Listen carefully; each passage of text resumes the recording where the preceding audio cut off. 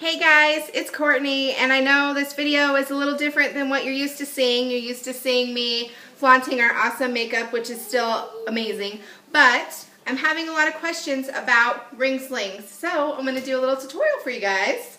We have a ring sling here. This is a 100% cotton woven wrap ring sling. So it's just a long piece of fabric on 2 rings. There we go. So I'm going to show you how to feed it. You're going to go over your shoulder. I always like to pull it to the very end. You're going to accordion. There you go. Okay. You're going to go through both.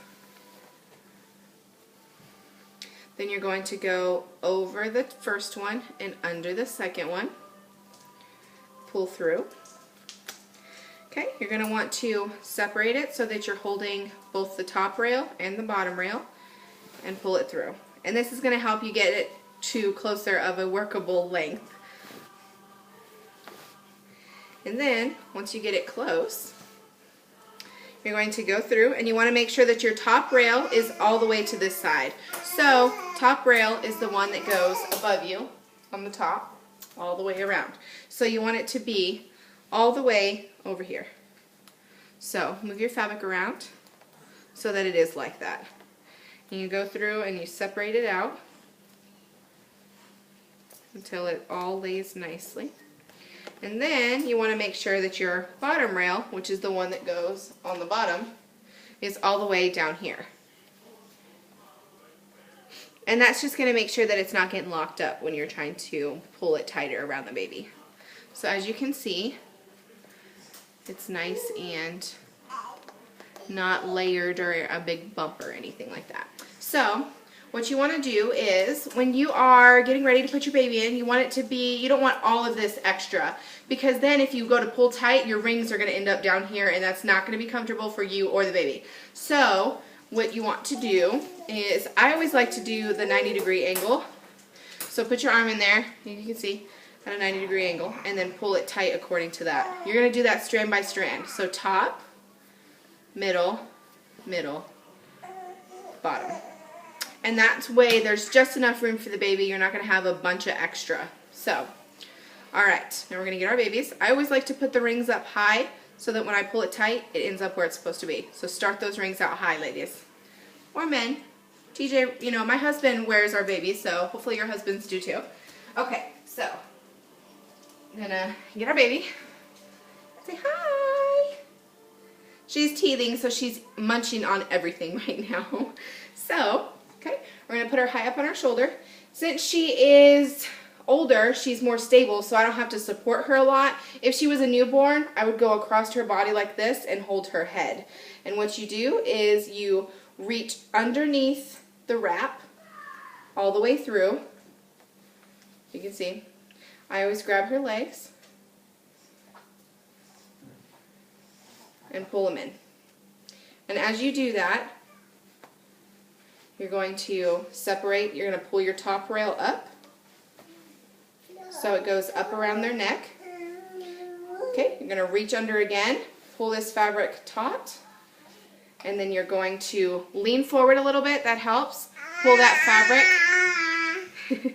Pull that fabric up in between you. You can see that fabric comes all the way up here. Because the deeper the seat, the better. That's making them secure. So, what you want to do then is you're going to go through and you're going to work the wrap so that it is knee to knee. We don't need it. So, knee to knee. You want to make sure that their legs can hang freely, because if the wrap is here or if it's too high, it's going to cut off that circulation and that's never good. So go ahead and make sure that you have that nice pocket in there for their bum. You want to make sure that they're in the M position. You want their knees higher than their butt. What? I guess we do need this after all. Huh, we do need this after all. So, real quick, with newborns, you can put their legs out like this if you want to. It just depends on the baby. She was legs out right away. However, if you have a newborn that's still all squishy and tight, you can sit them in the froggy position So you're going to do this. Just make sure that their feet fold like that under them. Don't let them sit like this on their feet because they'll put their feet to sleep. So, like I said, good. So you'll see we have a good, nice seat. Her knees are definitely higher than her butt. So that's good. So once here, it's a little bit loose. So what I'm going to do is you have to put pressure on them to tighten it because that tension is what's going to lock those rings. So push them into you a little bit and you're going to do strand by strand. So top rail, middle rail, and then the bottom. And you're going to tighten that until it's taut. So ideally you want this fanned out across your back as much as possible because that's going to take some of the weight off of your shoulder and it's going to stretch it across your back, which is going to be more comfortable for you and the baby. So you want to make sure that the shoulder is nice and open over your shoulder. If it sits like this, it's going to dig. It's going to dig into your neck and it's going to dig into your arm and it's going to hurt and it's going to get uncomfortable and you're going to hate life. So once you get them all set up, then this is what it looks like.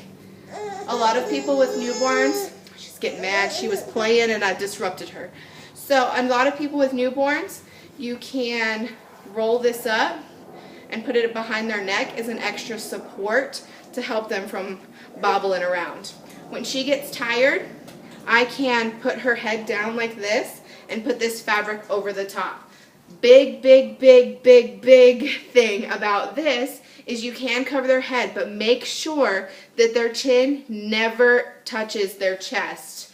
I say that because if it does, it can cut off their circulation and they can stop breathing. So that's very important. All right, I think that's about it, guys. If you have any questions, let me know. You can shoot me a message if you need help or whatnot. So I hope that was helpful for you ladies who were asking. Okay, bye.